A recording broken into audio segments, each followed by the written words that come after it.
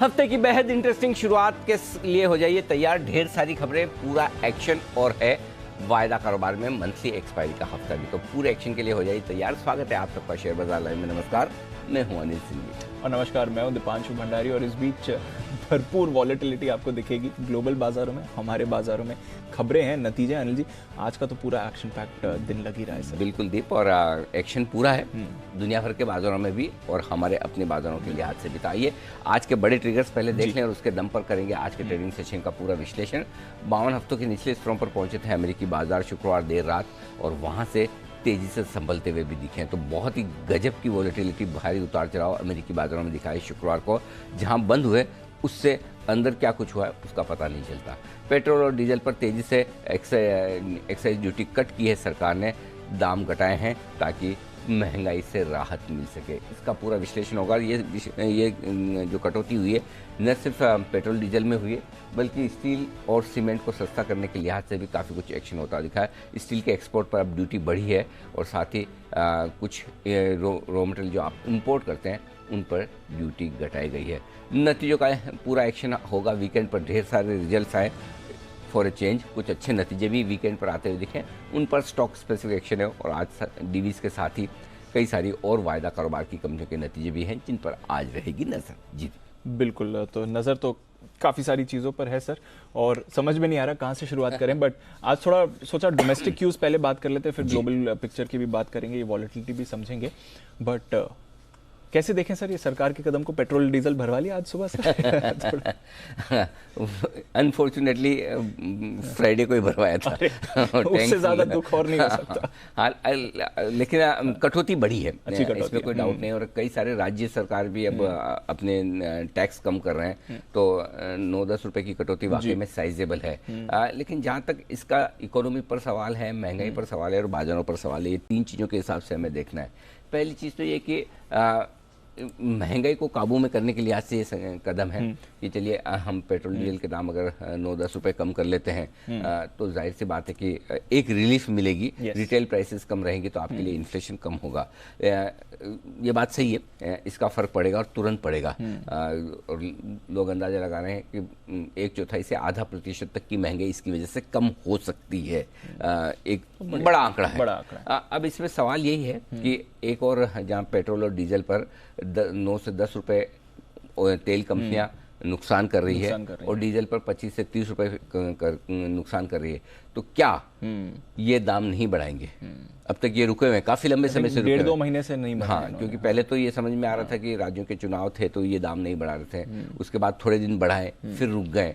तो अब बड़ा सवाल ये कि अगर केंद्र सरकार, राज्य सरकार ने दाम ड्यूटी घटा देती है, टैक्स घटा देती है, लेकिन उसके बाद अगर तेल कंपनियां वापस से दाम बढ़ाना शुरू कर दे तो फिर महंगाई पर तो कोई असर पड़ा नहीं वापस उसी। सो दो तरीके से देखना होगा। अगर नहीं दाम बढ़ते तो अल्टीमेटली इनका नुकसान जो है उसकी नुकसान की भरपाई भी तो सरकार को ही करनी है। तो या तो इधर दे या उधर दे, देना तो निश्चित है। बिल्कुल। सो जीरो सम गेम है। कोई बहुत बड़ा फर्क पड़ जाएगा ऐसा मुझे नहीं लगता, पहली चीज। दूसरी चीज दीप है कि अगर एक और रीजन जो हो सकता है इसको बढ़ाने के लिए आज से, वो ये कि आपके महंगाई को आप काबू में लाने की कोशिश करेंगे तो आपका रुपया जो गिर रहा है वो थोड़ा संभलने की कोशिश करेगा। बिल्कुल करेगा। अगर पहले आप ये सोच रहे थे कि रुपया $80 हो जाएगा तो अब 79 ही होगा, या 79 सोच रहे तो शायद 78 पे रुक जाए। ये थोड़ा फर्क पड़ेगा रुपए पर, इन्फ्लेशन पर भी थोड़ा फर्क पड़ेगा, रुपए पर भी गिरने से थोड़ा रोकेगा। लेकिन सामने 1 लाख करोड़ का टोटल आपका बिल है। अब उसके सामने सरकार कितना बोरो करती है। अगर आप एडिशनल बोरो करने जा रहे हैं तो वापस वही बात है। राइट। सो अगर आपने बोरो किया तो फिर आपका रुपया कमजोर हो रहा है। सो नो डाउट इस बार जीएसटी कलेक्शंस बहुत मजबूत हैं, टैक्स कलेक्शन उम्मीद करें कि अच्छे होंगे, तो उसको लेकर मुझे लगता है कि उसमें भी बहुत ज्यादा फर्क पड़ेगा ऐसा नहीं है। से इकोनॉमी में एक ही समस्या सबसे बड़ी होती है कि कोई भी एक्शन किसी भी इकोनॉमी में लिया जाए, हर एक्शन का एक दूसरा रिएक्शन बराबर है। बिल्कुल है ना, वो तैयार है। हाँ, तैयार है ही है। मतलब वो कोई भी सरकार करे और कोई भी देश करे, इकोनॉमी एक्टिविटी की हर एक्शन पर एक रिएक्शन है ही। तो यहाँ पर एक्शन सही इंटेंशन से लिया गया है। रुपए को मजबूत रखना है या कमजोर होने देना है, इन्फ्लेशन को काबू में रखना है, नहीं बढ़ने देना है, उससे अचीव होगा। लेकिन पार्शियली पूरा अचीव हो जाए इसमें मुझे संदेह है। तो आने वाला वक्त बताएगा। हाँ, अगर तेल कंपनियां दाम ना बढ़ाएं तो फिर अलग बात है, लेकिन उनके नुकसान को कौन देगा? Correct. ठीक है। सो ये सारी चीज़ें हैं, मैथमेटिक्स है। बट हाँ, एक बार के लिए तो रिलीफ की बात है मार्केट के लिए, इकोनॉमी के लिए, कंज्यूमर के लिए, कि चलो महंगाई पर लगाम तो लगेगी कम से कम। और अल्टीमेटली चलो तेल कंपनियों के नुकसान की बात अपनी जगह, लेकिन ओवरऑल इसका जो एक इफेक्ट होता है पेट्रोल और डीजल के बढ़े दामों का, वो मल्टीपल इफेक्ट जो होता है, वो तो आपके लिए कम से कम थोड़ा सा फर्क पड़ ही जाता है। एब्सोल्युटली। तो कई सारे सेक्टर्स पर भी फिर इसका सेक्टर्स पे भी फर्क पड़ेगा। देखिए दीप, जैसे सबसे ज्यादा स्टील पर है। स्टील आपका सस्ता होगा, और सस्ता होने से ज्यादा स्टील एक्सपोर्ट करना महंगा हो जाएगा, है ना। लेकिन इसमें भी वही वाली चीज है दीप के, देखिए नो डाउट घरेलू इंडस्ट्री में अगर आप देखेंगे तो स्टील और सीमेंट, रियल एस्टेट, ये तीन सबसे ज्यादा बेनिफिट वाले हैं। कुछ हद तक आपके लॉजिस्टिक कंपनियां, जिनके लिए सीधा सीधा petrol diesel, basically capital goods वाली, हेवी इंडस्ट्रीज वाली, जिनके लिए रॉ मटेरियल कॉस्ट काफी बढ़ रही है। और इस तिमाही के नतीजों की एक ही समस्या है, सेल्स में कहीं कोई प्रॉब्लम नहीं है, हर जगह कंपनियां मार खा रही, तो सिर्फ input cost per, raw material cost, आपका कच्चा माल की जो लागत है वो बढ़ती जा रही है, और वो मैनेज करना कंपनियों के लिए काफी भारी हो रहा है। तो स्टील के एक्सपोर्ट पे 15% ड्यूटी है, ठीक है। कई सारे प्लास्टिक प्रोडक्ट्स जो आप रॉ मटेरियल के तौर पर मंगाते हैं उन पे ड्यूटी कम की गई है, कोकिंग कोल वगैरह, इन पर ड्यूटी कम की गई है। तो मेरे ख्याल से ये रॉ मटेरियल सस्ता किया जाएगा, और उससे घरेलू इंडस्ट्री में, घरेलू बाजारों में आपका स्टील का दाम सस्ता होगा, कुछ हद तक सीमेंट का दाम सस्ता होगा, कैपिटल गुड्स वाली कंपनियों को बड़ा फायदा होगा, इसमें तो कोई डाउट नहीं। लेकिन क्या इससे वाकई में गवर्नमेंट को बड़ा फायदा है, इसको दूसरी तरह से भी देखना चाहिए। आज इस वक्त बहुत कम साल ऐसे होते हैं दीप की टीसीएस से ज्यादा मुनाफा टाटा स्टील कमाए। एब्सोल्युटली। सो अगर एक इंडस्ट्री जो बहुत तगड़ा मुनाफा कमा रही है, जो स्टील इंडस्ट्री है, उनका तो हाल खराब आज, ठीक है। तो अगर स्टील इंडस्ट्री जो बड़ा मुनाफा कमा रही है, अगर उनका मुनाफा कम होता है तो गवर्नमेंट का टैक्स कम होता है, उनका रेवेन्यू कम होता है तो अभी गवर्नमेंट का टैक्स कम होता है। बिल्कुल होता है। और बड़ी बात एक और क्या है, घरेलू मांग से ज्यादा इस वक्त एक्सपोर्ट की मांग है। इंडिया अकेला ऐसा देश है इस वक्त एक्सपोर्ट के लिहाज से, स्टील के एक्सपोर्ट के लिहाज से बहुत कॉम्पिटिटिव है। सो ऐसे में आप अपनी एक मजबूत इंडस्ट्री का कॉम्पिटिशन खत्म कर रहे हैं, इससे रेवेन्यू का नुकसान सरकार को भी होगा। वही वाली बात है, एक हाथ दे एक हाथ ले।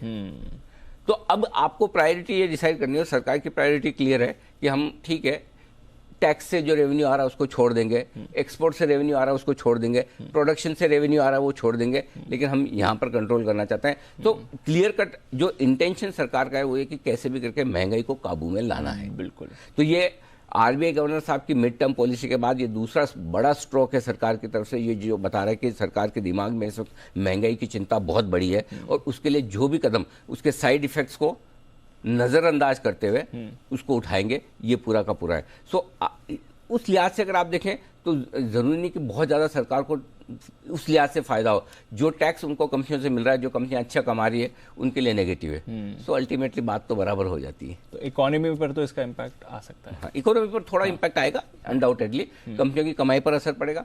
और जहां तक बाजार के लिहाज से सेक्टर्स वगैरह का सवाल है, बाजार के लिए न्यूट्रल है दीप, बहुत पॉजिटिव भी नहीं। अच्छा। और बहुत नेगेटिव तो खैर है ही नहीं, पॉजिटिव तो, और बहुत पॉजिटिव ऐसा नहीं कि इसकी वजह से आप 200 पॉइंट एसजेक्स निफ्टी बढ़ जाए, 200-300 ऊपर खुल जाएगा, वाह क्या बहुत बढ़िया काम हो गया, अब तो इन्फ्लेशन आपका बिल्कुल कंट्रोल में, वैसा कुछ होने वाला नहीं है। और इसीलिए आप देखिए कि एसजेक्स निफ्टी का रिएक्शन म्यूटेड आता हुआ दिख रहा है। हाँ, जो अच्छा है वो आपके लिए बैंक्स के लिए अच्छा है, जिस पर हम पॉजिटिव हैं। जो अच्छा है वो रियल एस्टेट के लिए अच्छा है, सीमेंट के लिए अच्छा है, बिल्कुल।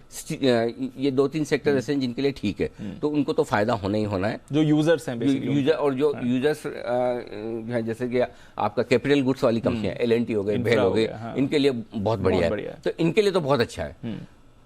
अब आप सोचोगे कि सब कुछ अच्छा है तो एसजेक्स निफ्टी 12 पॉइंट नीचे क्यों? जी, एक सेक्टर ऐसा है जिस पर लगातार हम बेरिश हैं और लगातार हम कह रहे हैं कि इसको रखना ही नहीं है पोर्टफोलियो, और वो है मेटल्स। मेटल्स के लिए बेहद खराब, इसमें कोई डाउट नहीं। और मेटल्स स्टॉक में सब में अगर 10 से 15%, 20% के ईपीएस कट आए तो मुझे कोई आश्चर्य नहीं होगा।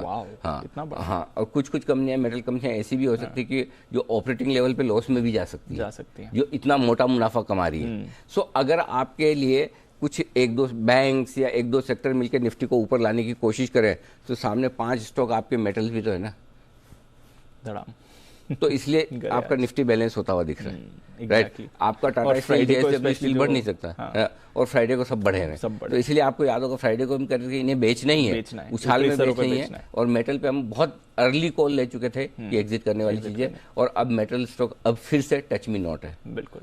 अब ये होने के बाद तो अब तो मेटल्स कंपनी की कमाई पे ही क्वेश्चन मार्क है। एग्जैक्टली, है ना। पहले तो ये था कि ग्लोबल मूड माहौल के हिसाब से हमें मेटल्स में सावधान रहना है, अब तो कमाई पे क्वेश्चन मार्क है, तो क्या करेंगे आप। तो मेरे ख्याल से मेटल्स बिल्कुल कंप्लीट स्टे अवे।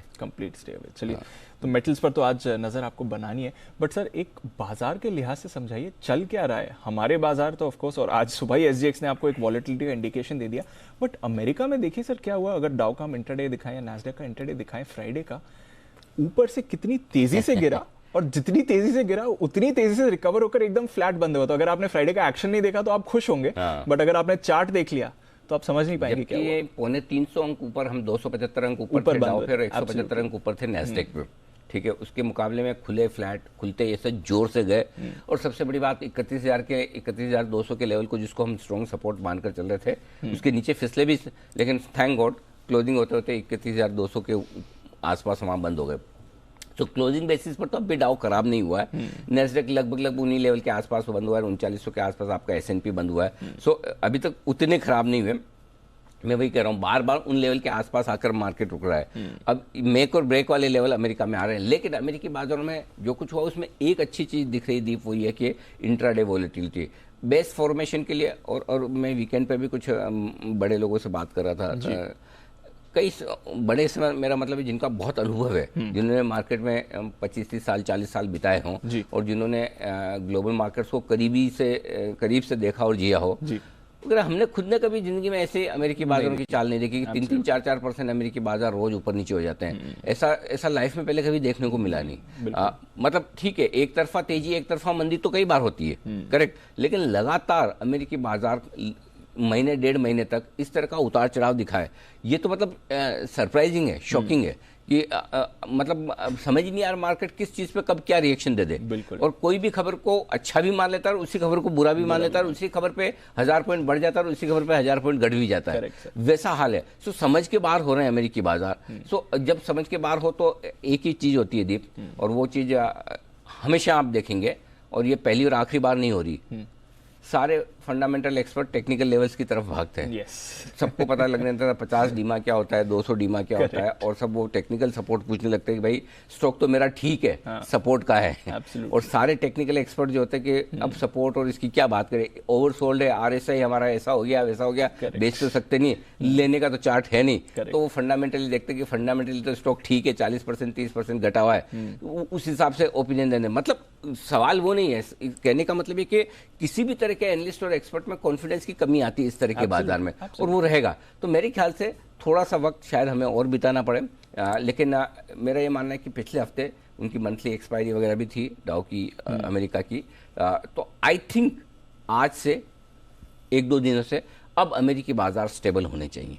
अब स्टेबल, हाँ, मेरा पर्सनल व्यू है। मुझे लगता है कि बहुत उतार चढ़ाव कर लिया, बहुत लंबे समय तक कर लिया, एक्सपायरी निकल गई, अब यहाँ से अमेरिकी बाजार थोड़े स्टेबल होने चाहिए। स्टेबल होने से मेरा मतलब ये है कि दिन के दौरान जो ट्रेडिंग रेंज है वो छोटी हो जाए, गैप से खुलना और गैप से बंद होना वो कम हो जाए, इसकी संभावना अब बनती है। सो आई थिंक एक आध ट्रेडिंग सेशन छोड़ दीजिए, 1-2 ट्रेडिंग सेशन में अमेरिकी बाजारों में स्थिरता लौटनी चाहिए, वोलेटिलिटी कम होनी चाहिए जो आपको परेशान करे, ये मेरा मानना है।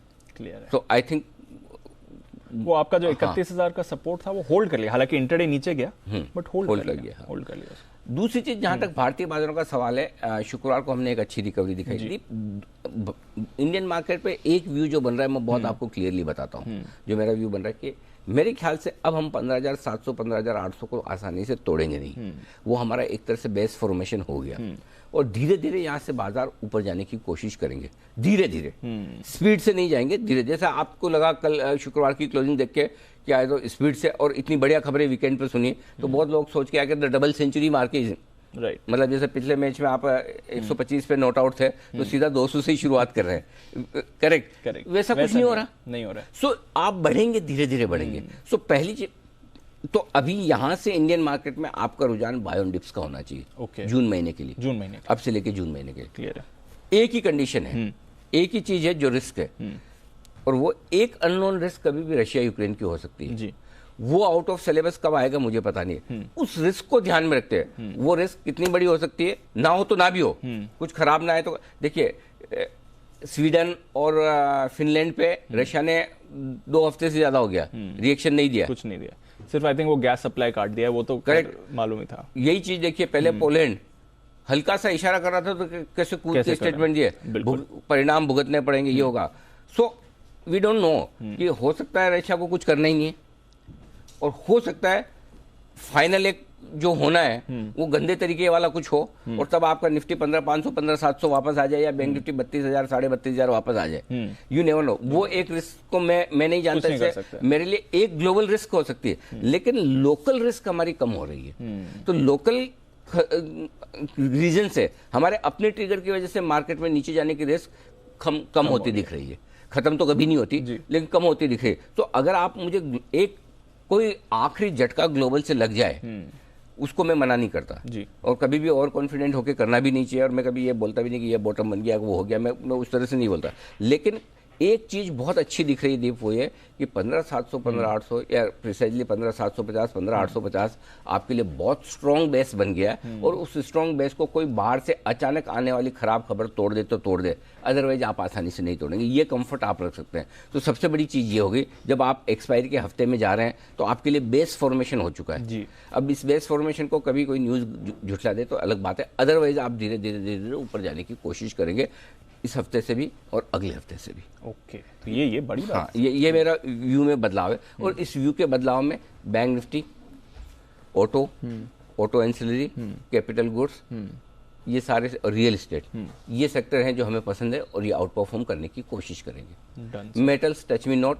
आईटी भाव से अब ठीक हो गया है, व्यू से अभी भी उतना अच्छा नहीं है। राइट। हाँ, तो बहुत खराब ना हो, सेलेक्टिवली आईटी चल सकते हैं, या बहुत गिरे हो तो एक बार बीच बीच में उछाल मार सकते हैं, वो हो सकता है बस। ठीक है, तो नजर रखेंगे। आई थिंक एफएमसीजी पर भी आप एफएमसीजी पे पॉजिटिव है, मैं बोलना भूल गया, बिल्कुल पॉजिटिव है। Done sir. तो चलिए, कुछ इंपॉर्टेंट सेक्टर्स और बाजार का मूड माहौल नियर टर्म के लिए, आने वाले कुछ हफ्तों के लिए अच्छा बन सकता है बाय ऑन डिप्स वाला। चलिए सर, आज का बाजार समझाइए, इस वॉलेटिलिटी के बीच आपकी आज कहां पर नजर है? दीप देखिए, ग्लोबल संकेत मैंने न्यूट्रल साइड पर रखे हैं, एफआईएस के संकेत भी न्यूट्रल रखे हैं, न्यूट्रल और पॉजिटिव के बीच में कश्मकश चली थी, न्यूट्रल की है, और वायदा डीआईएस के संकेत पॉजिटिव हैं, वायदा कारोबार न्यूट्रल है, सेंटीमेंट न्यूट्रल है, ट्रेंड नेगेटिव है। तो नेगेटिव और पॉजिटिव एक एक ही हैं, न्यूट्रल 4 हैं आज के लिए। निफ्टी 16,075 16,200 आपके लिए तुरंत सपोर्ट जोन का काम करेगा। 15,900 से 16,000 मजबूत खरीदारी की जगह है, जहां पर अगर आपको बाजार मिले तो खरीदारी करनी चाहिए। ऊपर की तरफ 16,300 16,400 ये हल्की फुल्की रुकावट की जगह है, इसके पार निकलना थोड़ा मुश्किल होगा। अगर निकले तो फिर 16,475 से 16,600 वो रेंज है जहाँ पर आपको मुनाफा वसूली बिकवाली दोनों आती दिखेगी। अब आइए बैंक निफ्टी 34,000 34,150 आपके लिए अच्छा मजबूत सपोर्ट की जगह है। नीचे 33,525 33,675 स्ट्रॉन्ग बाय जोन है, इस रेंज में आए तो जरूर खरीदारी कीजिएगा। ऊपर कितना जा सकते हैं? 34,650 34,775 ये विजिबल रेंज नजर आती है, वहां तक पहुंचने की कोशिश करेगा बैंक निफ्टी। 34,900 से 35,100 परफेक्ट प्रॉफिट बुकिंग और बिकवाली की जगह बनकर आएगी आपके लिए। जी, ये सारे आपके लिए बड़े जोन है आज निफ्टी पर। एब्सोल्युटली। चलिए, इन बड़े लेवल्स पर तो रखनी है नजर। दिन के लिए अगर हम बात करें तो फिर आज के जो सपोर्ट्स हैं वो कहाँ के निकल कर आ रहे हैं, रेजिस्टेंस कहाँ देखेंगे सर? हम बंधु हैं 16,265 के आसपास, ठीक है। 16,250 16,200 दो छोटे लेवल है, एकदम नजदीक वाले हैं। 16,150 16,075 और 16,000 विजिबल लेवल है, उसके नीचे 15,900, इससे ज्यादा की कमजोरी नहीं दिख रही। ऊपर की तरफ 16,300 पहली रुकावट का लेवल है, 350 400 475 500 और 600 ये 6 लेवल ऊपर की तरफ के। बैंक निफ्टी 34,275 पे आप बंधु हैं, 34,150 और 34,002 छोटे लेवल हैं। इसके ठीक नीचे 33,800 33,675 और 33,600 मीडियम लेवल है, 33,525 और 33,300 बड़े सपोर्ट लेवल के तौर पर आपके लिए नीचे है।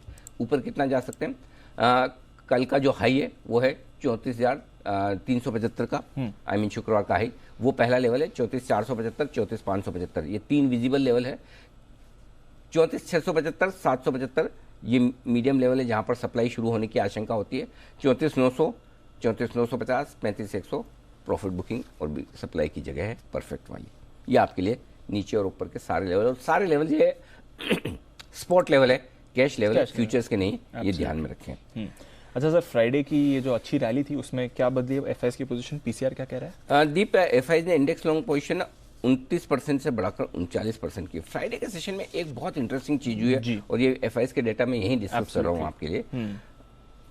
पहली बार एफआईआई की तरफ से दमदार खरीदारी होती हुई दिखी है वायदा कारोबार में, और कैश मार्केट में बिकवाली का प्रेशर काफी कम हुआ। पहली चीज, कैश में एफआईआई ने बेचा है 1265 करोड़ का, और उससे दुगुना लगभग घरेलू फंड ने खरीदा है 2150 करोड़ का। तो मतलब सप्लाई से ज्यादा, कहीं ज्यादा डिमांड थी शुक्रवार के सेशन में, पहली चीज। दूसरी चीज, दिन के हाई पॉइंट पर जाकर आप कहीं से रुके नहीं और जो लगातार बढ़ते दिखे, उसके पीछे वायदा कारोबार के संकेत है। 3000 करोड़ के इंडेक्स फ्यूचर्स एफआईआई ने खरीदे हैं, और दीपिए लगातार हम पिछले हफ्ते से बात कर रहे हैं, ये 17% के आसपास इंडेक्स लॉन्ग पोजीशन जो एफआईआई की रह गई, ये मार्च और फरवरी 2020 में हुई थी, 2 साल पहले कोविड के वक्त। इतनी नीचे रहेंगी नहीं। आप देखिए वहां से 17% से 39% पर आ गए, और मार्केट गिरा नहीं वहां से। सो ये एफआईआई ओवरसोल्ड थे, उन्होंने दबाकर शॉर्ट कवरिंग भी जबरदस्त की और लॉन्ग भी बनाई है। अच्छा, खाली शॉर्ट कवरिंग नहीं की, इंडेक्स में लॉन्ग भी बनाई है, और 3000 करोड़ के स्टॉक फ्यूचर्स भी खरीदे। सो नेट स्टॉक्स में भी उनकी खरीदारी है करीबन 1700 करोड़ की। सो उस लिहाज से देखा जाए तो एफआईआई के डेटा पॉजिटिव है। मैंने न्यूट्रल इसलिए रखे कि मैं एक दिन के डेटा से इंप्रेस नहीं होना चाहता। और खरीदो, कैश में खरीदो। हाँ, मतलब एक आध दिन तो आप मजबूरी में शॉर्ट कवरिंग के लिए खरीदते हैं, हमें पता है, लेकिन हमें शॉर्ट कवरिंग में मजा नहीं है, फ्रेश खरीदारी में मजा है, वो देखना भी। बट फिर भी लंबे समय बाद एफआईआई के डेटा क्वालिटी वाइज बहुत बढ़िया है, और आज के सेशन में आपको नीचे के लेवल पर सपोर्ट के लिए सबसे बड़ा पॉजिटिव अगर कोई है, ग्लोबल भी नहीं है दीप, ये ड्यूटी कट भी नहीं है, पेट्रोल डीजल के दाम कम होना भी नहीं है, ये डेटा है। एक और दिन, आज लिटमस टेस्ट है। अगर सिर्फ बदले हुए मूड माहौल के साथ आप शॉर्ट काटते हो, लॉन्ग करते हो एक दिन के लिए, मजा नहीं है। लेकिन क्या आपका व्यू चेंज होकर अब ये लग रहा है कि ना 16,000 के नीचे लेना है? इसका लिटमस टेस्ट आज होगा, आज पता चलेगा। आज पता चलेगा। इस लिहाज से आज डेटा ये बेहद इंपॉर्टेंट है। सो ये हमने बात कर ली। उसके बाद पुट कॉल रेशियो 1.07 पर दोनों का ही है, निफ्टी और बैंक निफ्टी का कंफर्टेबल है, ना ओवर सोल्ड है ना ओवर बॉट है, और विक्स 6% कट कर आया है, ठीक है ये। चलिए, क्या करना है सर मौजूदा पोजीशन? थोड़े से स्टॉप लॉस आज मैं दूर के दे रहा हूं, और पिछली बार भी हमने जब दूर के दिए 16,300 16,400 से जब भी मार्केट घूमता है, तो आज आपके लिए इंट्राडे ट्रेडर्स के लिए 15,975 थोड़ा दूर का स्टॉप लॉस है, वो रखना है, ठीक है। और जिनको बहुत छोटा रखना है वो 16,200 का रखे। अदरवाइज आपका स्टॉप लॉस 15,975 का इंट्राडे के लिए, और क्लोजिंग बेसिस पे हमारा स्टॉप लॉस एक ही चल रहा है जो काम आ रहा है, वो 15,800 के नीचे है, 15,775 का। इसके साथ आज छेड़छाड़ नहीं करेंगे, यही रखेंगे। बदलना होगा तो कल परसों में देखेंगे, ठीक है sir. Bank Nifty intraday stop loss छोटा रख रहा हूँ 33,900 का, क्लोजिंग स्टॉप लॉस 33,500। वैसे 33,300 निकल कर आता है, लेकिन गैप से इतना है ऊपर है हम कि 33,500 भी ठीक है, वो भी चलेगा। तो ये दो स्टॉप लॉस आपके लिए निफ्टी में और बैंक निफ्टी में लॉन्ग साइड पर। अगर अब आप शॉर्ट हैं तो एक ही स्टॉप लॉस है आपके लिए इंट्राडे और क्लोजिंग बेसिस पर 16,425 सिंपल, और बैंक निफ्टी पर 34,800 एक ही स्टॉप लॉस रखिए इंट्राडे और क्लोजिंग बेसिस पे। इंट्राडे में आपको लंबा रखना है स्टॉप लॉस 35,000 का रखिए, लेकिन मेरे ख्याल से 34,800 सफिशिएंट है। ये आपके लिए स्टॉप लॉस लेवल निफ्टी और बैंक निफ्टी लॉन्ग और शॉर्ट दोनों। Understood sir. नई पोजीशंस खरीदना है निफ्टी 16,000 के आसपास, 16,000 से थोड़ा सा नीचे 15,975 16,000 स्टॉप लॉस लगाकर अगर गैप अच्छा मिलता है डीप नीचे, तो मेरे लिए 16,075 16,150 बढ़िया रेंज है जहां एक्यूमुलेशन हो सकते हैं। नेस्डेक डाउ फ्यूचर थोड़ा और मजबूत हो जाए तो 16,200 पे ले लीजिए, नहीं तो 150 16,075 ये रेंज है आपके लिए एक्यूमुलेट करने की। कितना जितना गैप से खुलेंगे उतना अच्छा खरीदने का मौका बनेगा अगर नीचे खुले तो, ठीक है। टारगेट 16,300 350 400 475 ये तो विजिबल है। इसके बियॉन्ड 500 और 600 के टारगेट अगर आ गए तो नसीब समझिए, आना है, धीमे धीमे आएंगे। जो लोग शॉर्ट करना चाहते हैं, अब शॉर्ट कहां से करना है? 2 बार हम 16,400 से घूमे हैं, तो दीप 16,375 से मूड बना सकते हैं। जरूरी नहीं कि वहां शॉर्ट करनी है, मूड बनाइए, वहां देखिए डाउ फ्यूचर्स कैसा है, ग्लोबल मार्केट्स का मूड माहौल कैसा है। 475 तक बेच सकते हैं। ऊपर में 600 का स्टॉप लॉस थोड़ा दूर का है, अगर लगा सके तो ही बेचिए, अदरवाइज मत बेचिए। 300 265 और 200 ये 3 छोटे टारगेट हैं। 150 16,150, 16,075 और 16,000 तक के टारगेट के लिए आपको बिकवाली करनी है ऊपर के लेवल पे। ये आपके लिए निफ्टी की स्ट्रेटेजी जी। ठीक है सर, तो चलिए ये हैं आपके लिए सारे इंपॉर्टेंट लेवल्स नई पोजीशंस बनाने के लिए। निफ्टी पर 16,000 के आसपास एक अच्छा सपोर्ट मिल रहा है आपको, ये बड़ी बात है। बैंक निफ्टी क्या करेंगे सर? खरीदना है 33,900 के स्टॉप लॉस के साथ, अगर गैप से नीचे खुल के 34,150 की रेंज में आए तो वहां ले लेना है दीपे, एक बार चांस ले लेना है। 33,900 का आपका स्ट्रिक्ट स्टॉप लॉस होगा।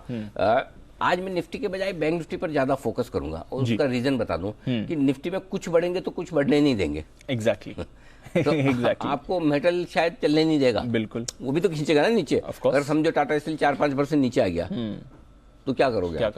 करेक्ट है ना। फार्मा आपका मजबूत दिख नहीं रहा, बिल्कुल वो नीचे खींचेगा तो क्या करोगे? सो नीचे लाने के लिए भी आपके लिए कुछ ना कुछ तो है ही है ना, राइट। सो मेरे ख्याल से थोड़ा निफ्टी देखते हैं, सुस्ती की वजह भी वही है। बैंक निफ्टी हो सकता है आउट परफॉर्म करे तो उस पर नजर रखेंगे। 33,900 का स्टॉप लॉस है। टारगेट जो पहला बनेगा 34,475, 34,575 और 675, 3 छोटे टारगेट है। 775 और 900 मीडियम टारगेट, 950, 35,100 और 35,250 फाइनल टारगेट। अगर पहुंच गए वहां तक तो बेचना कहाँ है? बेचना तो है, मन तो करता है 34,650 से ही बेचने के बारे में सोचें, लेकिन अगर आउट परफॉर्मेंस आई तो बेचने की जल्दबाजी हड़बड़ी ना करें, राइट। देखेंगे 775 से 34,950 ये परफेक्ट रेंज है जहां पर एक चांस ले सकते हैं। स्टिक स्टॉप लॉस आपका 35,150 का होगा, दूर का है। दोनों शॉर्ट में निफ्टी और बैंक निफ्टी में स्टॉप लॉस दूर के निकल कर आ रहे हैं। अपने रिस्क देखकर ही बेचे। अगर आपको इतनी लंबी रिस्क नहीं लेनी है तो फिर आप ऊपर के लेवल का इंतजार करें, आ जाए तो बेचे, नहीं आए तो आपका कुछ लेके नहीं गया। Exactly. तो वहां पर आपको स्टॉप लॉस लगाकर शॉर्ट करना है। 34,700, 34,600, 34,550 तीन छोटे टारगेट, 34,475 और 34,350 275 मीडियम टारगेट, 34,150 34,000 बड़े टारगेट के लिए बिकवाली करनी है आपको बैंक निफ्टी में। चलिए, तो ये है आपके लिए पूरा का पूरा सेटअप। जैसे जैसे एक्सपायरी आ रही है सर, स्टॉक्स ऐड हो रहे हैं बैन लिस्ट में। आज BHEL की एंट्री हो गई है, तो और आज तो नतीजों का भी रिएक्शन है और उसी दिन हम देख रहे हैं वायदा कारोबार के बैन में आ गया है BHEL, साथ ही GNFC, PNB, India bulls housing और डेल्टा। रिजल्ट तोड़फोड़ है जबरदस्त, ऊपर से लंबे समय बाद अच्छे, ऊपर से ये खबर जो स्टील के दाम घटने की, ये तो इनके लिए मतलब डबल बोनांजा एब्सोल्युटली। आज तो बैन में जो शॉर्ट कटेगी आज देखिए मजा आएगा। तो ये तो इस स्टॉक पर आपको रखनी ही है नजर। बताएं सर, वायदा कारोबार का डेटा लेवल्स जहां से मैं तो भूल ही गया, मुझे लगा हो गया काम। ओके 16,000 जी। अब आपके लिए बेस बन गया और आसानी से अब आप 16,000 के नीचे बंद नहीं होंगे, ये कॉन्फिडेंस रख सकते हैं आपसे लेकर एक्सपायरी तक के लिए। अनलेस की कोई खबर से कोई एक्सीडेंट हो जाए वो तो पता नहीं, बट अदरवाइज 16,000 आपके लिए बेस बन गया। और क्यों? क्योंकि 76 लाख शेयरों का ओपन इंटरेस्ट है, मंथली सीरीज वाला हाईएस्ट है। 37 लाख शेयर आपके शुक्रवार को ही जुड़े हैं, तो 16,000 अब आपके लिए बड़े बेस का काम करेगा। 25-50 पॉइंट ऊपर नीचे अलग बात हो सकती है, ऊपर कितना जा सकते हैं दीप? जितना ऊपर जाएंगे उतना मजा आएगा। 16,300 पार करके टिके तो 1,50,00,000 शेयर कॉल राइटर्स रिस्क में आएंगे। 16,400 पार करके टिके तो करीबन 1,85,00,000 शेयर रिस्क पर आएंगे। और 16,500 के पार टिके तो 2,30,00,000 से ज्यादा कॉल राइटर्स रिस्क पर आएंगे। लेकिन वो होना चाहिए, अब होता या नहीं होता। तो मेरे लिए ऊपर की तरफ जो इंपॉर्टेंट लेवल है वो 16,300 का है। सो आई थिंक 16,300 तुरंत है, और उसमें भी आप एकदम दिन के लिए लेना चाहें तो 16,200, 16,300। 16,200 के नीचे जाने पर आपको कमजोरी का पहला संकेत मिलेगा। तो अगर आप 65 पॉइंट कमजोर हो जाए, चिंता मत कीजिए, आप मजबूती है। मजबूती 16, कमजोरी 16,200 से ही गिननी है। ओके। और मजबूती 16,300 से गिनी है। तो वो 100 पॉइंट की रेंज में टाइम पास करने दीजिए। ठीक है, ठीक है, ठीक है। 16,200 के नीचे आया दीप तो 16,150, 16,075, 16,000 ये तीन लेवल जहाँ पे हम खरीदने के बारे में सोचेंगे। 16,300 के ऊपर टिका तो हम 16,400 के आसपास आएगा, तो वहां पर सोचेंगे प्रॉफिट बुक करके थोड़ा हल्का होना है। 375, 400 बहुत क्लियर कट डेटा है, कोई चिंता की बात। अब आइए आपका बैंक निफ्टी 34,275 पे आप बंद हुए। इमीडिएटली सपोर्ट जो है वो 34,000 का है। सो 33,900, 34,000 आपके लिए मजबूत सपोर्ट का काम करेगा। क्यों करेगा दीप? 21 लाख शेयरों का ओपन इंटरेस्ट है, 34,000 के पुट पर हाईएस्ट है, वो आपका सपोर्ट हो गया। और 34,500 हल्की फुल्की रुकावट है, 15 लाख शेयर कॉल्स पे वहां पर है। 34,500 पार करके टिकेंगे तो थोड़ी मजबूती का संकेत आएगा। तो यहाँ पर भी यही है 34,000, 34,500 टाइम पास। इसके बाहर के इधर एक तरफ निकलेंगे तो फिर देखते हैं बड़ा मूव किधर आता है। ये सिंपल है बैंक निफ्टी। बैंक निफ्टी में एक चीज जरूर है, 34,500 के ऊपर निकल कर टिके तो कॉल राइटर्स 45 लाख शेयर हैं जो रिस्क पर आएंगे। 35,000 थोड़ा इस वक्त और ऑप्टिमिस्टिक लगता है। अगर वो पार हुआ तो 75 लाख शेयर कॉल राइटर्स इस पर आएंगे, वो थोड़ा दूर की बात है। तो 34,500 इन लेवल्स पर नजर रखिए, 100 पॉइंट गिन लीजिए, 33,900 34,000 मजबूत support, 34,500 34,650 supply zone. Understood sir.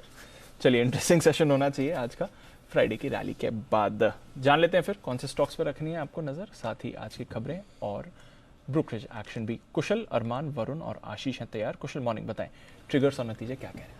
Morning दीप, ट्रिगर्स के लिहाज से आप देखिए, सबसे पहले तो निफ्टी से डिविज लैब के नंबर्स आते हुए दिखेंगे। मार्केट आज के दौरान ही एक्सपेक्टेशन है। साथ ही एफएनओ स्पेस से 4 कंपनियां BEL, Ramco cements, Birla soft और साथ ही सेल अपने नंबर्स डिक्लेयर करेंगे। एक्स डिविडेंड ट्रेड करेगा कोफॉर्ज, साइंट और एंजल वन का स्टॉक। साथ ही आईपीओ अपडेट्स हैं, जिसमें फाइनल अपडेट इथॉस लिमिटेड का आया। आखिरी दिन 1.04 टाइम्स भरकर कंपनी का आईपीओ बंद होता हुआ दिखा है, जिसमें रिटेल निवेशकों का पार्टिसिपेशन लगभग 0.84 टाइम्स होता हुआ दिखा। ई मुद्रा आईपीओ आज आईपीओ का दूसरा दिन है। पहले दिन लगभग 48% तक यहां पर ये बढ़ते हुए नजर आए हैं। रिटेल निवेशकों का पार्टिसिपेशन 0.94 टाइम्स होता हुआ दिखा है। पोस्ट मार्केट नंबर्स भी आए हैं। निफ्टी से एनटीपीसी के दमदार नंबर्स आते हुए दिख रहे हैं, अबव एस्टिमेट्स हैं।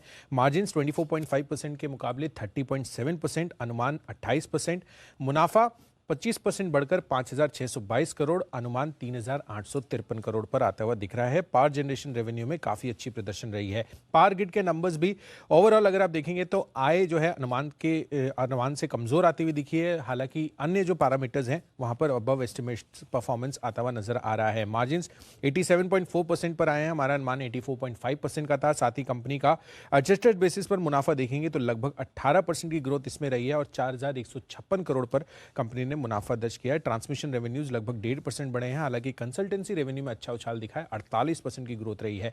एफ&ओ स्पेस से इनफैक्ट इसके अलावा भी आप देखिए, India bulls housing finance number कमजोरी का रुझान दिखा रहे हैं। यहाँ पर एनआईआई लगभग 57% गिरकर 256 करोड़ पर आती हुई दिख रही है। साथ ही कंपनी का एयूएम भी 6% गिरा है और प्रॉफिटेबिलिटी में कंपनी ने 48.5% की गिरावट रही है, 209 करोड़ पर। और अंत में आप जेके सीमेंट की बात करें तो नंबर्स मिले जुले यहाँ पर रहे हैं। मार्जिन्स 21.4% के मुकाबले 16.9% और कंपनी का मुनाफा भी लगभग 36% बढ़कर 86 करोड़ पर आता हुआ दिखा है। हालांकि कामकाजी मुनाफा में 13% की कटौती देखने को मिली है।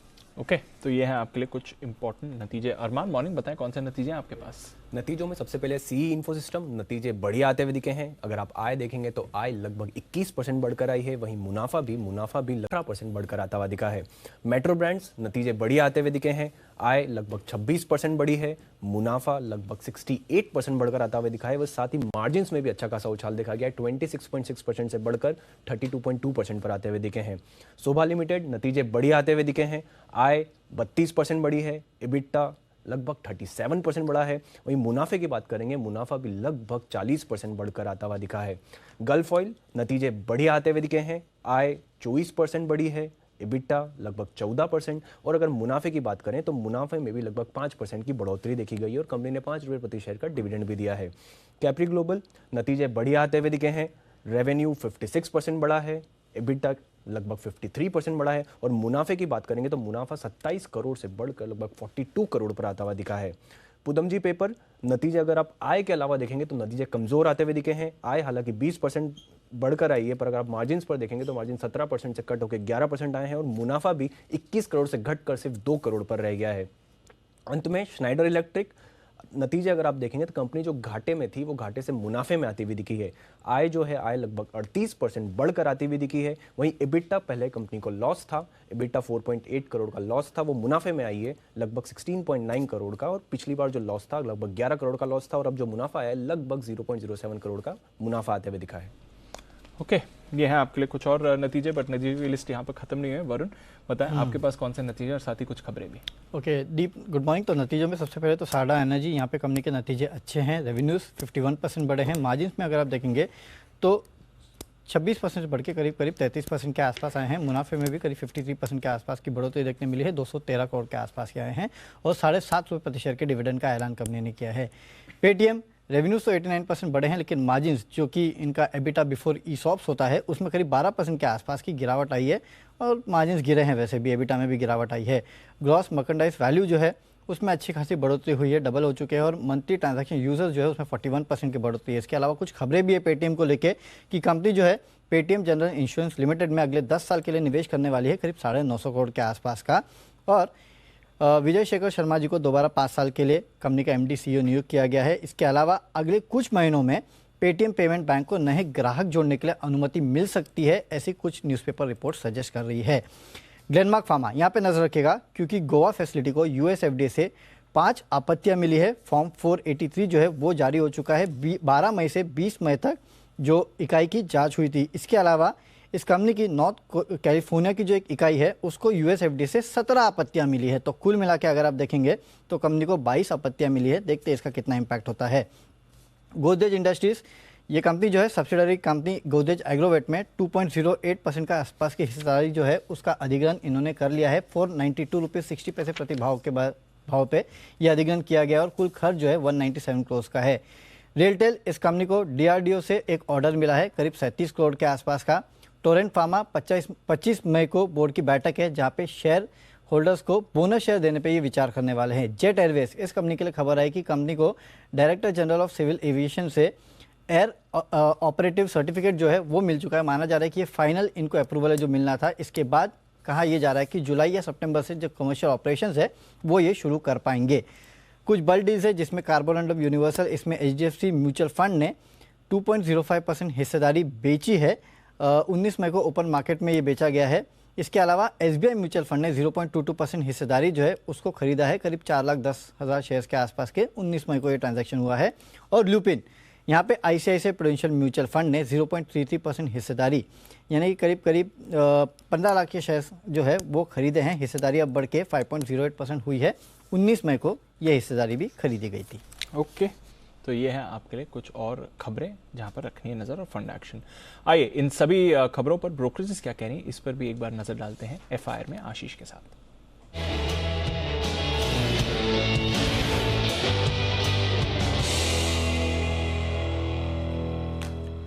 मॉर्निंग आशीष, सबसे पहले तो जो बड़े स्टॉक्स हैं उस पर कौन सी रिपोर्ट्स हैं आपके पास? Good morning Deepanshu. आज ढेर सारी रिपोर्ट्स आई हैं। सबसे पहले देखिए NTPC के साथ शुरुआत करेंगे। CLSA की तरफ से बढ़िया रिपोर्ट आई है। खरीदारी की राय को बरकरार रखा है।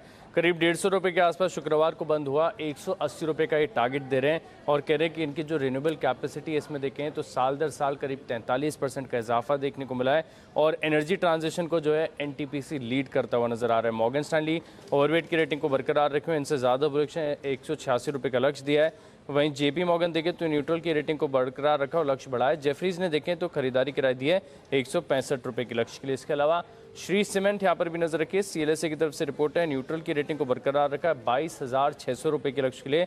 22,001 की क्लोजिंग है और मान रहे कि नतीजे जो है इनके अनुमान से कमजोर देखने को मिले। गोल्डमैन सैक्स ने भी न्यूट्रल की रेटिंग को बरकरार रखा है लेकिन जो लक्ष्य है वो घटाकर 22,600 कर दिया है। जेफरीज ने भी अंडर परफॉर्म की रेटिंग दी और लक्ष्य जो है 23,000 से घटाकर 20,000 का जो है लक्ष्य दिया है। तो रहे बड़े स्टॉक्स, काफी सारे मिड कैप स्टॉक्स पर ही रिपोर्ट्स हैं। आशीष बताएं इनके बारे में। मिड कैप FNO स्पेस से भी ढेर सारी कंपनीज हैं। जाइडस लाइफ साइंसेज यहाँ पर देखिए CLSA की तरफ से रिपोर्ट आई है। खरीदारी की राय को बरकरार रखा है 490 रुपये के लक्ष्य के लिए। ये कह रहे हैं कि इनका UK बिजनेस तिमाही दर तिमाही देखे तो 5% की गिरावट यहाँ पर आपको देखने को मिली है, लेकिन थोड़े खर्चों में कटौती की, इसके लिए इन्फ्लेशन का ज़्यादा असर नहीं देखने को मिला। रिस्क एंड रिवॉर्ड मौजूदा भाव से इन्हें अच्छा लग रहा है। जेफरीज होल्ड की राय दे रहे हैं और लक्ष्य 395 से बढ़ाकर 406 रुपये कर दिया है। नोमिरा भी देखें तो खरीदारी की राय को बरकरार रखे हुए करीब 490 रुपये के लक्ष्य के लिए। इसके अलावा इंडिया बुल्स हाउसिंग फाइनेंस यहाँ पर भी भरपूर एक्शन देखने को मिलेगा। मॉर्गन स्टैनली अंडरवेट की रेटिंग को बरकरार रखे हुए हैं। हालांकि स्टॉक अब लुढ़ककर 120 रुपये पर आ गया। इनका लक्ष्य 150 रुपये। ये मान रहे कि डीलेवरेजिंग हो रही है, असेट क्वालिटी में हल्का सा सुधार है, लेकिन प्रॉफिटेबिलिटी अभी भी इंप्रूव होने में काफ़ी लंबा समय यहाँ पर देखने को मिल सकता है। अशोक लेलैंड यहाँ पर नोमिरा की तरफ से रिपोर्ट आई है। खरीदारी किराए को बरकरार रखा है 168 रुपये के लक्ष्य के लिए। ये मान रहे कि CV साइकिल में टर्न अराउंड आएगा तो इस कंपनी को सबसे ज़्यादा फायदा होगा। मैक्वारी ने आउट परफॉर्म की रेटिंग को बरकरार रखा है, लेकिन जो लक्ष्य है 162 से घटाकर 147 कर दिया है। लेकिन JP मॉर्गन ओवरवेट की रेटिंग को बरकरार रखे हुए लक्ष्य जो है 145 से बढ़ाकर 160 कर दिया है। BHEL पर देखें तो मॉर्गन स्टैनली अपना व्यू बदलने के लिए तैयार नहीं है, क्योंकि अभी भी अंडरवेट की रेटिंग दे रहे हैं। स्टॉक 53 रुपये पर आ गया। इनका लक्ष्य 34 रुपये। लंबे समय से कोई भी चेंज ये कर नहीं रहे। अशोक लेलैंड बता दिया मैंने। इसके अलावा आपको जो है पेटीएम पर भी नजर रखेंगे, क्योंकि गोल्डमैन सैक्स की तरफ से रिपोर्ट आई है।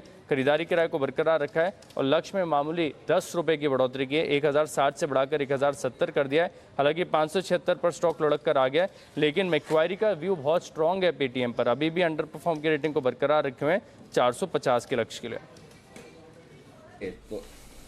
पूरे 10 रुपए से टारगेट बढ़ाया है गोल्डमैन ने पेटीएम का 1060 से 1070 और मैक्वारी तो अभी भी सर पूरे उससे आधे से कम का 450 का टारगेट है। क्या बात है। ओके, तो ये है ढेर सारी रिपोर्ट जिन पर रहेगा आज पूरा का पूरा एक्शन, और एक्शन को बढ़ाते आगे। स्टील पे आपने रिपोर्ट नहीं बताई, सीएलएससी की बड़ी इंटरेस्टिंग रिपोर्ट आई है। स्टील स्टॉक्स के ऊपर भी बढ़िया रिपोर्ट है सर, रिपोर्ट इंटरेस्टिंग है। हाँ बिल्कुल। तो टाटा स्टील का 1645 से 1120 टारगेट सीधा सर काटा है जो आप कह रहे थे। जेएसडब्ल्यू 770 से 550 काटेंगे। जेएसपीएल 695 से 540।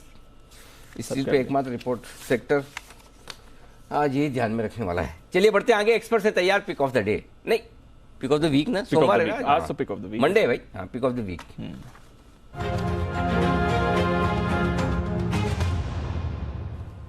हिमांशु जी सुप्रभात, करिए शुरुआत। सुप्रभात अनिल जी, सुप्रभात दीपांशु। अनिल जी, मुझे लगता है ऑटो एज अ सेक्टर थोड़ा सा यहाँ पर स्ट्रेंथ दिखा सकता है इस हफ्ते में, और इसी सेक्टर से मेरी पिक ऑफ द वीक है आइशर मोटर्स में। मेरा मानना है कि ये स्टॉक एक रिलेटिव स्ट्रेंथ दिखाते आया है और यहाँ से एक अच्छी तेजी स्टॉक में इस हफ्ते में आते हुए नजर आ सकती है। 2707 रुपए के आसपास का बंद है, 2650 का एक स्टॉप लॉस और 2850 तक के टारगेट्स इसी हफ्ते में आइशर मोटर्स में आते हुए नजर आ सकते हैं। बढ़िया है, तो आइशर मोटर्स से खरीदारी करने का इरादा। आइए कुणाल बंसल जी भी तैयार है। बंसल जी गुड मॉर्निंग, बताएं sir pick of the day, pick of the week. सुप्रभात अनिल जी, सुप्रभात दीपांशु। अनिल जी, मेरा जो पिक ऑफ द वीक है वो है ब्रिटानिया। ब्रिटानिया पे खरीदारी की राय है। अच्छे नतीजों के बाद स्टॉक ऊपर गया था, नीचे में एक बेस बनाने के बाद दोबारा एक अपमूव के लिए तैयार है। 3350 3350 के स्टॉप लॉस के साथ 3650 3650 के टारगेट के लिए ब्रिटानिया को खरीदने की राय है। और as of now Anil ji, FMCG stock जो है वैसे तो डिफेंसिव माने जाते हैं, बट बीच बीच में कितनी बार डिफेंसिव नहीं रहे हैं। As of now entire FMCG space defensive भी है और गिरते निफ्टी के साथ बढ़ने का पोटेंशियल भी रखता है। तो एंटायर एफएमसीजी पैक अच्छा लग रहा है इस सप्ताह के लिए और उसमें से मैंने ब्रिटानिया को चुना है। ओके, बाद में मौका लगे तो कभी भी आप और भी बता सकते हैं, समझ तो गए होंगे आप, इंतजार रहेगा। कुणाल जी ए बी से लेके आगे जो भी ABCD I तक आती है वो बोलते जाइएगा, कोई कोई अच्छे स्टॉक आपको मिल जाएंगे। आइए शरद जी हमारे साथ तैयार है। शरद जी गुड मॉर्निंग, बताएं सर आपकी पसंद का शेयर। Good morning sir. हमारी पिक है एक्सेलिया सॉल्यूशंस। एक्सेलिया सॉल्यूशंस मेनली एयरलाइंस और ट्रैवल कंपनीज को केटर करती है और पिछले 30 साल से कंपनी इस बिजनेस में ऑपरेट कर रही है। हमारा ये मानना है कि जैसे जैसे ये ओपनिंग अप होती है और जैसे जैसे ऑयल के प्राइसेस में भी ग्रेजुअली कमी आती है, वैसे वैसे एयरलाइंस में अच्छा खासा इंप्रूवमेंट होना चाहिए। कंपनी हमारे हिसाब से FY23 में लगभग 45 रुपए की EPS रिपोर्ट करेगी। तो अगर 25 टाइम भी पकड़ते हैं तो हमारे हिसाब से 1125-1150 के लक्ष्य के हिसाब से एक्सेलिया सॉल्यूशंस है pick of the week. Okay, Excelia solution है आपके लिए हफ्ते भर के लिए ये पसंद का शेयर। सिमी जी हमारे साथ तैयार है। Good morning Simi ji, pick of the week. Very good morning Anil ji. मेरे तरफ से पिक ऑफ द वीक होगा मारुति। मारुति में मुझे लगता है कि खरीदारी करके चलना चाहिए। यहाँ पे चार्ट में बहुत ही अच्छा मोमेंटम है और एक थोड़ा सा मैं प्रीएम्प्ट कर रही हूँ। यहाँ पे जो फॉर्मेशन दिख रहा है, अगर वीकली चार्ट देखेंगे बहुत स्ट्रांग है। डेली चार्ट में भी एक inverse head and shoulder breakout अभी तक आया नहीं, पर ब्रेकआउट का मैं प्रीएम्प्ट कर रही हूँ क्योंकि ग्लोबल क्यूज अच्छा है और यहाँ पे भी क्यूज बहुत अच्छा है। तो मुझे लगता है कि आज मार्केट तेजी में ही रहेगा और तेजी के साथ मारुति सबसे अच्छा परफॉर्म करेगा। तो यहाँ पे मारुति में खरीदारी करने का सलाह होगा। 7850 का पहला टारगेट, 8050 का दूसरा टारगेट के लिए मारुति को खरीद कर चलने का सलाह होगा। 7450 के नीचे स्टॉप लॉस रहेगा। ओके, तो ये है आपके लिए मारुति में खरीदारी करने की राय। आइए बढ़ते आगे और अब वक्त है नतीजों का पूरा विश्लेषण लेने का। Varinder result x ray.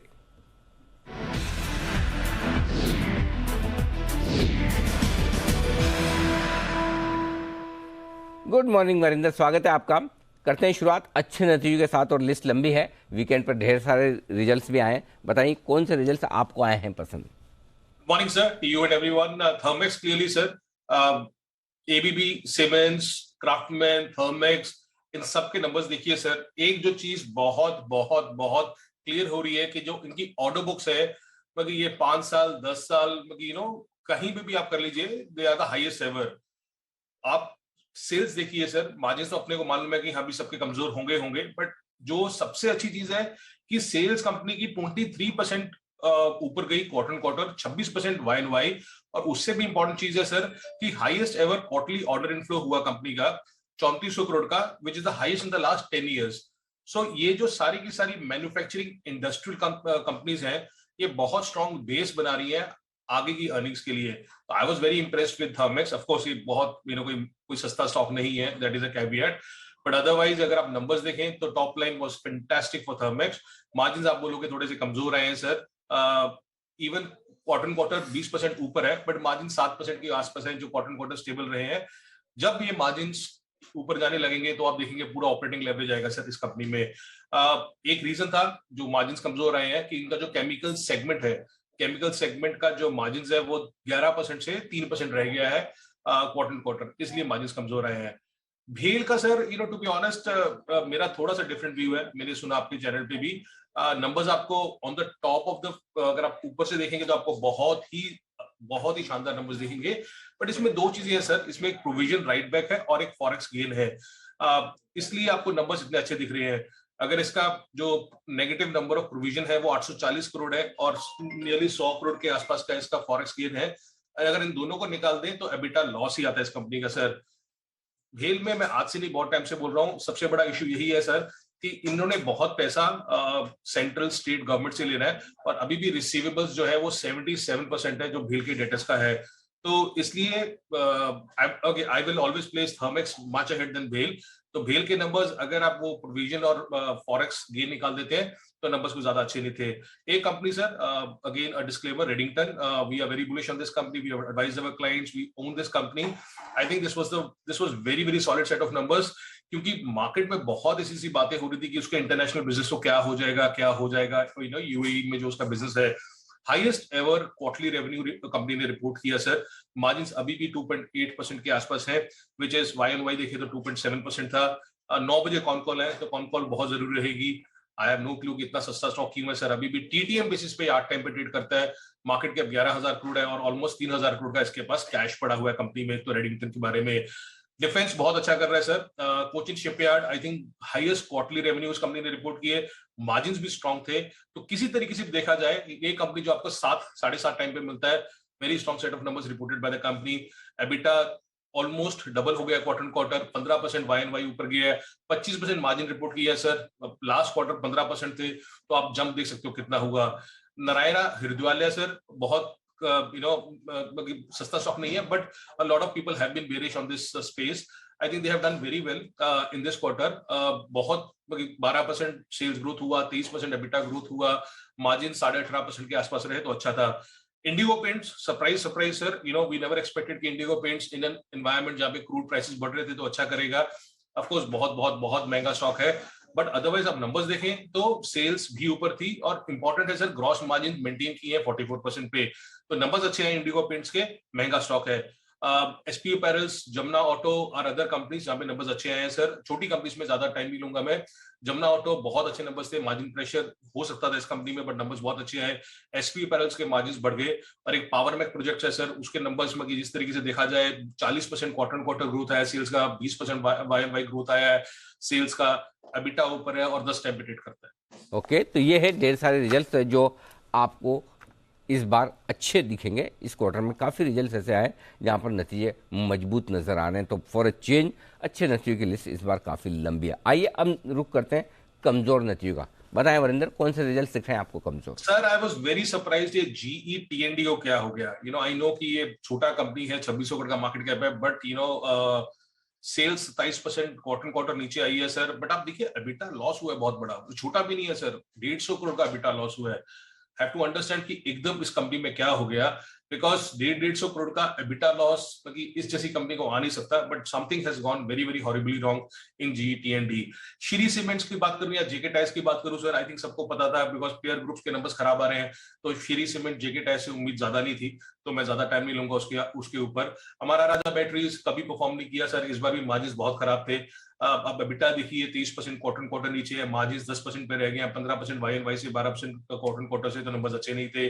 जेके टायर की बात कर चुका सर। एक कंपनी जहां पे अगेन सरप्राइजिंगली नेगेटिव रिजल्ट्स है वो गुलशन पॉलियोल्स था। हम सब बात कर रहे हैं एथेनॉल की, और इसके जो मार्जिन्स आए ग्रीन प्रोसेसिंग सेगमेंट में जो 8.5% से 5.5% रह गए, और लास्ट ईयर तो इसने 15% मार्जिन किया था सर, और एबिट मार्जिन्स इतने कमजोर आए हैं इस कंपनी के। आई एम सरप्राइज कि इतने नंबर मार्जिन्स क्यों रहे हैं, which tells you that अगर raw material cost in companies के लिए इतनी बढ़ रही है तो वी हैव टू सी कि how other companies in this segment करेंगी आगे जाके। सो ऑफ कोर्स ये कैपेसिटी लगा रहे हैं, कैपेक्स लगा रहे हैं, कमीशनिंग हो रही है प्रोजेक्ट्स की, बट अगर रॉ मटेरियल प्राइसेस इतना बढ़ रहे हैं तो इनको भी इंपैक्ट आ रहा है। तो Gulshan polymers as I said never expected कि इतने गंदे नंबर आएंगे इसके, otherwise ADF and all they were weak, have been weak for a long time. Okay, उम्मीद के मुताबिक कोई रिजल्ट्स जो आपकी लिस्ट में हो? Sir Vardhman clearly the stock has fallen I think 40-50% from the highs. सबको पता है कि कॉटन प्राइसेस ऊपर जा रहे हैं, यार्न स्प्रेड्स उतने नहीं होंगे। बहुत लोग मार्केट में बात कर रहे थे कि 15% के आसपास मार्जिन आएगा, आई थिंक 18-18.5% के आसपास मार्जिन आया, तो इतना खराब नहीं आया नंबर जितना लोग सोच रहे थे। स्टॉक क्वालिटी करेक्ट हो चुका है, बट सर अभी भी कॉटन प्राइसेस ऊपर है। जब तक कॉटन प्राइसेस कूल ऑफ नहीं होंगे तो ये सारी कंपनीज को बहुत क्लोजली देखना पड़ेगा। I will not be surprise कि 1-2 क्वार्टर और खराब आए इन कंपनीज के if the cotton prices are not there. मेरे टॉप पिक सर आज के टाइम में अगर आप नंबर्स पूछे तो क्लियरली ये थर्मेक्स हुआ, was very strong, Redington was very strong, Cochin was very strong, and the smaller ones WPL, Jamna Auto, Powermac। तो ये हैं कुछ बेहतरीन रिजल्ट्स जो आज आपकी लिस्ट में। बहुत बहुत धन्यवाद वरिंदर, ये बेहतरीन नतीजे हमारे दर्शकों को बताने के लिए। तो रिजल्ट्स के लिहाज से आज ज़्यादातर नतीजे अच्छी आते हुए दिख रहे हैं। आइए बढ़ते आगे, इन्हीं नतीजों पर राय ली जाए। हमारे सारे एक्सपर्ट्स हमारे साथ तैयार हैं और कई सारे स्टॉक्स ऐसे हैं जो नतीजों के दम पर भी एक्शन में रहेंगे और वहाँ पर आज आपको पूरा का पूरा एक्शन देखने को मिलेगा। पहले तो स्टील शेयरों पर ही राय ली जाए एक बार। जरा शरद जी बताएं जो कुछ डेवलपमेंट हुए हैं स्टील को लेकर, जो एक्सपोर्ट ड्यूटी बढ़ाई गई है, बताएं क्या कुछ व्यू बनता है आपका? स्टील शेयरों पे क्या करना चाहिए? अगर किसी के पास है तो क्या बेच कर निकल जाएं, या आज की गिरावट तेज हो तो खरीदना है, क्या करना है? नहीं, मुझे लगता है आज की गिरावट के बाद अब ज़्यादा बेचने की जगह बचेगी नहीं, क्योंकि इनिशियली जो न्यूज़ है उसकी वजह से एक नेगेटिव सेंटिमेंट रहेगा। हमारा मेन कंसर्न ये है कि प्राइस इरोजन इसके बियॉन्ड होता है तो नंबर्स में और कितनी कटौती होगी वो देखने का। बट अभी अगर आप ये वैल्यूएशन पे देखें तो मेरे हिसाब से लगभग ये पूरी चीज़ प्राइस्ड इन है। आज की जो फॉल होगी ज़्यादा करके सेंटिमेंटल होगी। मुझे नहीं लगता कि फंडामेंटली कुछ बहुत ज़्यादा चेंज होगा कंपनीज के लिए। तो ये है आपके लिए स्टील स्पेस पर नज़र। फंडामेंटली कुछ ज़्यादा इम्पैक्ट नहीं होना चाहिए, बट आज देखते हैं कैसे रिएक्ट करेंगे ये सारे काउंटर्स ट्रेड में। रिएक्शन तो आने वाला है नतीजों पर। और एनटीपीसी की बात करें, ब्रोकरेजेस की भी ज़्यादातर पॉजिटिव रिपोर्ट्स ही आई हैं। बंसल जी क्या राय है सर एनटीपीसी के चार्ट पे? दीपांशु, बेहतरीन टेक्निकल स्ट्रक्चर है। इनफैक्ट खरीदारी की राय है एनटीपीसी के अंदर अच्छे स्तरों पर चल रहा है। और इस पर दीपांशु कितनी बार मैंने और कुणाल जी ने यहाँ पर खरीदारी की राय दी है, और यहाँ पर 145 का एक स्टॉप लॉस लगाना चाहिए। और पहला टारगेट यहाँ पर 163 का बैठता है और अल्टीमेटली 180 की तरफ ये स्टॉक जा रहा है। तो रिस्क रिवॉर्ड रेशियो फेवरेबल है, चार्ट पैटर्न भी बुलिश है, खरीदारी की राय है एनटीपीसी में। पीसी है वो स्टॉक जहां पर खरीदारी करने की राय लगातार 2 हफ्तों से हमारे एक्सपर्ट्स की तरफ से आती दिख रही है, और वैसे ही दमदार नतीजे भी आए हैं। बहुत ही लंबी वाली छुट्टी के बाद एक बार फिर से हमारे साथ तैयार हो चुके आ चुके हैं जय ठक्कर। जय, गुड मॉर्निंग। ये मतलब कैसे क्या ये टाइमिंग ऐसी? Very good morning. क्योंकि अगर कॉल ऑप्शन देते तो ऐसा लगता था कल पुट ऑप्शन देते तो ठीक रहता, पुट ऑप्शन देते तो ऐसा लगता कॉल ऑप्शन देते तो ठीक रहता। तो ये पूरा हफ्ता जो इतना खराब हुआ है, एक दिन ऊपर एक दिन नीचे, इसी में आपने छुट्टी की टाइमिंग कैसे की? कौन से चार्ट पर आया था कि इस हफ्ते छुट्टी लेनी चाहिए? कोइंसिडेंस था। अनिल जी बिल्कुल कोइंसिडेंस था और सही हो गया अनिल जी। अनिल जी कुछ एग्जाम्स की तैयारी थी तो मैंने तो छुट्टी ले ली उसके कारण। और देखिए मार्केट में तो जबरदस्त वोलेटिलिटी। इनफैक्ट अनिल जी जो राइट साइड पे रहे उन्हें मुनाफा भी तगड़ा हुआ रहेगा। बहुत अच्छा, बच्चों को पढ़ाने के लिए कोई छुट्टी ले, ये बहुत अच्छी बात है। एग्जाम उन्हीं के थे ना? नहीं अनिल जी, मेरे एग्जाम्स आने वाले हैं, बट मैंने एग्जाम्स के पहले अनिल जी छुट्टी ले ली। अनिल जी चलिए बढ़िया है। तो जय, अनिल जी अभी इतना बड़ा नहीं हूँ, बच्चा ही हूँ। नहीं वो तो ठीक है, लेकिन पढ़े लिखे तो है आप। लेकिन अच्छी बात है कि आप हर उम्र में कुछ ना कुछ और पढ़ाई करते रहे, कुछ ना कुछ और सीखते रहे, इससे बढ़िया बात हो नहीं सकती। तो जय, स्वागत है। बताएं इस हफ्ते के लिए आपकी पसंद का शेयर। अनिल जी बिल्कुल एक बाई साइड यानी कि लॉन्ग साइड पर एक मेरा बाय रिकमेंडेशंस मैं देना चाहूंगा सीमेंस के ऊपर अनिल जी। सीमेंस में अनिल जी लास्ट 2 दिनों से हम देख रहे हैं कि मार्केट में एक अच्छी यहाँ पे एक लॉन्ग बिल्डअप हमें देखने मिली है, अच्छी तेजी देखने मिली है एंड ये स्टॉक मोर और लेस कंसोलिडेट हुआ है, इसमें ज्यादा हमें गिरावट भी देखने मिली नहीं है, स्ट्रांग है अपने short to medium term averages को भी अगर हम देखें टेक्निकली तो एक अच्छी तरह से पुट आउट कर रहा है ये stock and risk reward perspective मुझे ऐसा लग रहा है कि इस लेवल से इसको लॉन्ग साइड पर एक अच्छा मुनाफा में या तो देखने मिल सकता है, एक अच्छा मूव 2370 के आसपास अनिल जी ये क्लोज हुआ था, 2270 का यानी कि 100 रुपए नीचे एक पोजिशनल स्टॉप लॉस रहेगा यहाँ पे। 2 टारगेट्स अनिल जी जो यहाँ पे मैं रेकमेंड करूंगा, पहला रहेगा 2500 का एंड दूसरा रहेगा 2540 का। 2500 2540 ये 2 टारगेट्स के लिए खरीदे पिक ऑफ द वीक के लिए siemens with stop loss below 2270। Okay, तो ये है आपके लिए सीमेंस जहां पर करनी है आपको खरीदारी कैपिटल गुड स्पेस पे। वैसे भी आज रखनी है नज़र, ये जो इंपोर्ट ड्यूटी कट हुए हैं और एक्सपोर्ट ड्यूटी लगी है मेटल्स पर, उसका इम्पैक्ट यहाँ पर भी दिखेगा। आइए फिर करते हैं शुरुआत फर्स्ट ट्रेड की हेडलाइंस के साथ।